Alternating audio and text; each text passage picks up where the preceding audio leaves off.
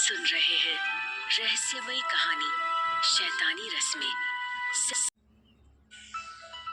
पीयूष को ढूंढ रही नजर जैसे ही बगीचे में खड़े पीयूष पे पड़ी तो उसकी जान में जान आई। वो उससे मिलने के लिए कुछ कदम आगे बढ़ी ही थी कि तभी एक बार फिर उसके कानों में वो रहस्यमयी आवाज गूंजी, रुक जाओ निकी। इधर हवेली से कुछ दूर एक लड़की भैरवगढ़ के जंगलों से होते हुए एक तरफ चली जा रही थी। उसके रेशमी बाल कमर तक लहरा रहे थे। उसका रंग दूध सा सफेद था।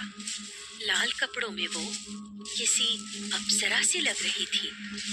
वो मादक चाल के साथ धीरे धीरे हवेली की ओर बढ़ रही थी।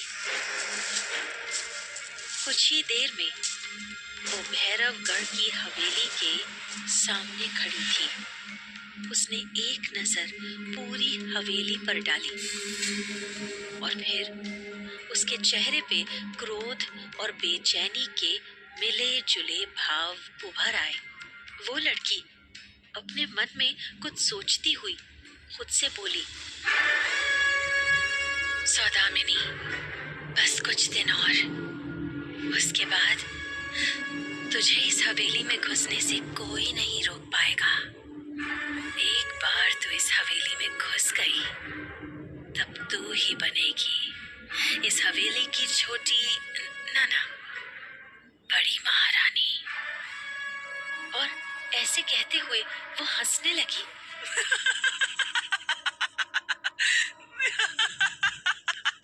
तभी उसे एक पहरेदार की आवाज सुनाई पड़ी, कौन है वहां?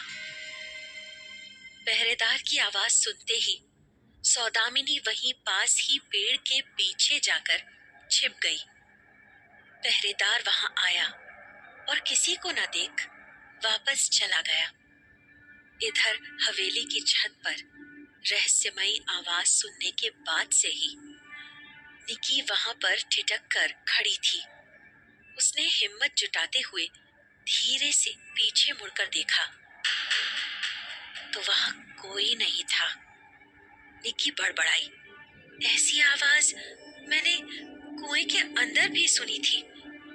गॉड नोज ये मेरा वहम है या कुछ और। ये सोचकर वो वहां से आगे बढ़ी। इधर बगीचे में 2 अंगुलियों में सिगरेट को स्टाइल से फंसाए हुए पीयूष खुले आसमान के नीचे टहल रहा था और एक के बाद एक सिगरेट के कश लगाए जा रहा था। वो सिगरेट का अगला कश लगाने ही वाला था कि निकी की आवाज उसके कानों में पड़ी, पीयूष। पीयूष ने चौंकते हुए निकी की तरफ देखा और तुरंत सिगरेट को जमीन पर फेंक उसे एक पैर से कुचलने लगा। निकी अब तक उसके पास आ चुकी थी। उसने हैरानी भरी आवाज में कहा, निकी, मेरा मतलब निकिता, तुम यहाँ? निकी उसके गले से जाकर लिपट गई और प्यार से बोली, निकिता, मैं तुम्हारे घर वालों के लिए हूँ, पर तुम्हारे लिए मैं सिर्फ निकी हूँ, तुम्हारी निकी, समझे तुम? बोलते हुए उसकी आवाज भारी हो गई थी और वो सिसकने लगी थी। पीयूष ने उसकी स्थिति भांपते हुए कहा, वो सब ठीक है, लेकिन पहले तुम बताओ कि रो क्यों रही हो? क्या हुआ है तुम्हें? निकी उससे अलग हुई और बोली, पीयूष, मुझे डर लग रहा है। तुम्हारी पुश्तैनी हवेली के पास जो कुआं है, आज मैं उसमें मरते मरते बची हूँ। पीयूष आश्चर्य से बोला, क्या? ये तुम क्या कह रही हो निकी? निकी ने अपने दिल का हाल पीयूष को बयान किया और रस्मों का सारा किस्सा भी। उसने कहा, उस कुएं में पानी की जगह खून था और ऐसी खतरनाक रस्म रखने का क्या मतलब है? मुझे पानी में ढकेल दिया गया। अगर कुछ हो जाता तो? पता है तुम्हें कितना गहरा है वो कुआं? भला 21वीं सदी में भी ऐसे रूढ़िवादी सोच के लोग होते हैं क्या? पीयूष गंभीर होता हुआ बोला। निकी, रस्म वाली बात तो मैं मान सकता हूँ, परंतु तुम जो कुएं में खून वाली बात कह रही हो वो मुमकिन नहीं है। कुएं में खून? ये तो हो ही नहीं सकता। इम्पॉसिबल। निकी जोर देते हुए बोली। तुम मेरी बात का यकीन करो पीयूष, मैं झूठ नहीं बोल रही। मैंने जो देखा वही तुमसे कहा। तुम्हें अपने घर की सभी रस्मों के बारे में पता था ना पीयूष? फिर तुमने मुझे क्यों नहीं बताया? पीयूष भड़कते हुए बोला। फिर तुम वही बात कर रही हो। मैं तुम्हें पहले भी बता चुका हूँ। मैंने कोशिश की थी तुम्हें बताने की, लेकिन तुम्हें ही यहाँ आने का मन था। तुमने ही तो जिद की थी यहाँ रहने की। तुम्हें ही शौक था इन रस्मों को निभाने का। निकी बुझी आवाज में बोली। उस वक्त मुझे पता नहीं था पीयूष कि तुम्हारे घर की परंपराएं इतनी अजीब और डरावनी हैं। अब मुझसे ये सब नहीं होगा। मुझे यहाँ से ले चलो प्लीज। पीयूष अपना मुंह फेरता हुआ बोला। अब ऐसा नहीं हो सकता निकी। यहाँ आने से पहले ही मैंने तुमसे कहा था कि भैरवगढ़ पहुंचने के बाद वापस नहीं लौट सकते हम। तुम्हें अब ये सारी रस्में निभानी ही पड़ेंगी। निकी आश्चर्य और गुस्से के मिश्रित भाव से उसकी तरफ देखती हुई बोली। इसका मतलब तुम्हें मेरी जान खतरे में डालना मंजूर है, लेकिन अपने परिवार के खिलाफ जाना नहीं। पीयूष ने बिना उसकी तरफ देखे ही कहा। मुझे जो कहना था मैंने कह दिया। तुम्हारे बार बार पूछने से मेरा जवाब नहीं बदल जाएगा। तुम यहाँ से जा सकती हो। निक्की गुस्सा करती हुई ऊंची आवाज में बोली। तो ठीक है पीयूष, तुम अपने परिवार का साथ दो। अब जो करना है मैं खुद अकेली ही करूंगी। हटो मेरे रास्ते से। इतना कह उसने पीयूष को जोर से धक्का दिया और गुस्से में पैर पटकती हुई आगे बढ़ गई। वो अपने कमरे की तरफ आती हुई पीयूष के बारे में सोचकर मन ही मन गुस्सा होती हुई बोली।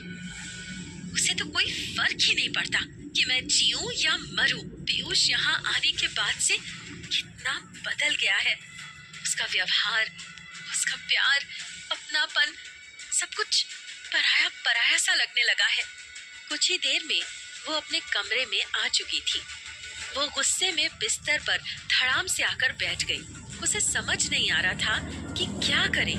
बैठे हुए ही वो उस कमरे को निहारने लगी और मन ही मन अफसोस करती हुई बोली। इस कमरे में जब पहली बार आई थी तो क्या क्या सोचा था मैंने।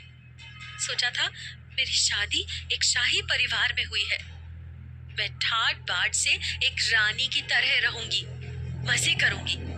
लेकिन यहाँ तो मैं कैद हो गई हूँ, बिल्कुल उसी तरह जैसे उस अनाथालय में कैद हो गई थी। क्या करूं मैं अब यहाँ से निकलने के लिए। अनाथालय की बात याद आते ही वो बचपन की यादों में खो गई। उसे वो मनहूस दिन याद आने लगा था जिस दिन उसके मम्मी पापा का एक्सीडेंट हुआ था और वो अनाथ हो गई थी। वो अपने अतीत में पहुंच चुकी थी। रोज की तरह निकी का वो दिन भी सामान्य दिनों की तरह ही गुजरा था। शाम का समय खत्म होने को था। अंधेरा घिर आया था, लेकिन निकी का खेल अभी खत्म नहीं हुआ था। वो आंगन में इधर उधर भागती हुई अपने डैड के साथ लुका छिपी का खेल खेल रही थी। उसके डैड भी उसके साथ खेलते हुए काफी खुश थे। निकी भागती हुई आंगन से आई और सीढ़ियों के पीछे छुपे अपने डैड को छूते हुए खुशी से चिल्ला उठी। Dad out! Dad out! उसी समय दीवार घड़ी ने टन टन कर शाम के 7 बजाए। निकी के पापा ने जैसे ही घड़ी में समय देखा, तुरंत उठते हुए बोले, निकी, अब गेम खेलना बंद करो बेटा, रात हो रही है, चलो कमरे के अंदर चलो। निकी उछलते हुए बोली, डैडी, एक बार और, एक बार और। मम्मी भी पास में ही थी। वो उसके पिताजी की हाँ में हाँ मिलाती हुई बोली, नहीं निकी, तुम्हारे पापा सही कह रहे हैं, तुम्हें सुबह स्कूल जाने के लिए भी जल्दी उठना है ना, चलो जाकर हाथ पैर धो लो। निकी रूठते हुए बोली, थोड़ी देर मेरे साथ और खेलिए ना पापा मम्मी, प्लीज। उसके पापा थोड़े सख्त आवाज में बोले, निकी, ये गलत बात है बेटा, अच्छे बच्चे अपने पेरेंट्स की बातें मानते हैं, कमरे के अंदर जाओ बेटा। बचपन से ही निकी अन्य बच्चों से ज्यादा जिद्दी और गुस्सैल थी। कमरे के अंदर जाओ बेटा। बचपन से ही निकी अन्य बच्चों से ज्यादा जिद्दी और गुस्सैल थी। वो हमेशा अपनी ही धुन में रहती थी। पापा को डांटते देख उसे गुस्सा आ गया और वो चिल्लाती हुई बोली, आप दोनों बैड पेरेंट्स हो, आपने मेरी बात नहीं सुनी, मैं नहीं जाऊंगी कमरे में, मुझे और खेलना है। वो भागती हुई सीढ़ियां चढ़ने लगी और टेरेस के पिछली दीवार पर जाकर बैठ गई। वो दीवार पर जहां बैठी थी वहीं बिजली की नंगी तार क्रॉस हो रही थी जो निकी के बिल्कुल पास थी। उसके माता पिता भी निकी के पीछे दौड़ते हुए टेरेस तक आ पहुंचे थे। उन्होंने जैसे ही इस दृश्य को देखा वो हक्के बक्के रह गए। डर के मारे दोनों की जान निकली जा रही थी। निकी जरा भी पीछे हटती तो वो बिजली की चपेट में आ सकती थी। उसके पापा चिल्लाते हुए बोले, निकी बेटा, वहां से हटो, बिजली का तार है वहां। मम्मी भी घबराते हुए बोली, बेटा, तुम्हें करंट लग जाएगा, मेरे पास आओ निकी, यहाँ आओ, तुम्हें जितना खेलना है खेलो, मैं कुछ नहीं कहूंगी, पास आओ मेरे। बोलते हुए दोनों धीरे धीरे कदम बढ़ाते हुए उसके पास पहुंच गए और उसका हाथ पकड़ लिया। निकी गुस्से में अपना हाथ झटकती हुई बोली, मुझे आपसे बात नहीं करनी, छोड़िए मेरा हाथ। निकी के जोर से हाथ झटकने के कारण उसके माता पिता अनबैलेंस हो गए और उनका हाथ बिजली के तार से जा टकराया। उनके मुंह से एक बार चीख निकली और फिर बंद हो गई।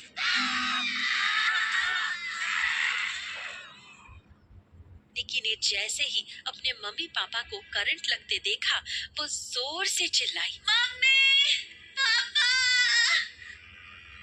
वो डर के मारे पीछे हट गई थी।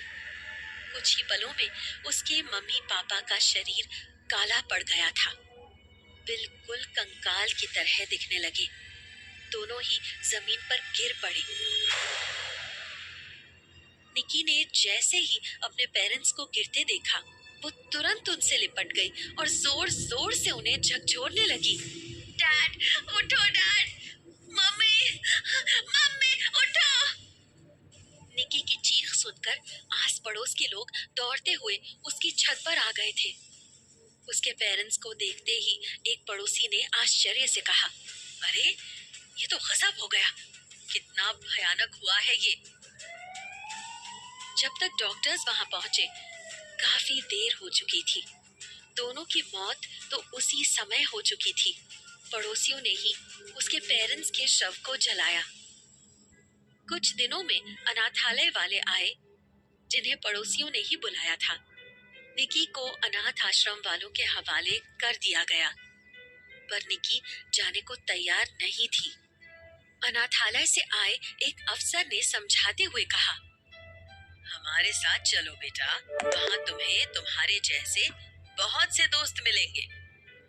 निकी जिद कर पीछे हटती हुई बोली, मैं कहीं नहीं जाऊंगी, मुझे अपने घर में ही रहना है। लेकिन कब तक? आखिरकार उसे अनाथालय वाले अपने साथ ले गए। निकी अब दुनिया में अकेली रह गई थी। अनजाने में ही सही, पर उसके हाथों बहुत बड़ा अपराध हो गया था। उसकी आंखों से आंसू बहने लगे। वो वर्तमान में लौट आई थी। निकी खुद को समझाते हुए बोली, उस वक्त मैं बेबस और लाचार थी, लेकिन अब मैं अपने आप को हालात के हवाले नहीं करूंगी। अगर पीयूष मेरी मदद नहीं करना चाहता तो ठीक है, मैं खुद ही यहाँ से निकलने का कोई तरीका निकालूंगी। अगर अपनी जान मुझे बचानी है तो यहाँ से निकलना ही होगा। यहाँ से निकलने का कोई खुफिया रास्ता ढूंढना पड़ेगा। वो अपने आंसू पोंछते हुए बिस्तर से उठी और अपने कमरे से बाहर निकली और दूसरी तरफ के गलियारों में आगे बढ़ने लगी। उसने आगे बढ़ते हुए खुद से ही कहा, हवेली का पिछला भाग, यहाँ काफी शांति दिख रही है और कोई पहरेदार भी नजर नहीं आ रहा। मुझे इसी रास्ते से बाहर निकलना चाहिए। आज मैं इस हवेली से आजाद हो जाऊंगी। ऐसा सोचकर वो उसी रास्ते से उस हवेली से निकलने के लिए आगे बढ़ गई और वहां का मुआयना करने लगी। वहीं उसकी उपस्थिति से अनजान सौदामिनी भी उसी हिस्से में पहुंच चुकी थी और दोनों एक दूसरे की तरफ बढ़ रही थी। क्या निकी और सौदामिनी का आमना सामना हो पाएगा? आखिर कौन है सौदामिनी और क्या है उसका मकसद? कहानी जारी रहेगी। आप बस बने रहें शैतानी रस्मे के साथ।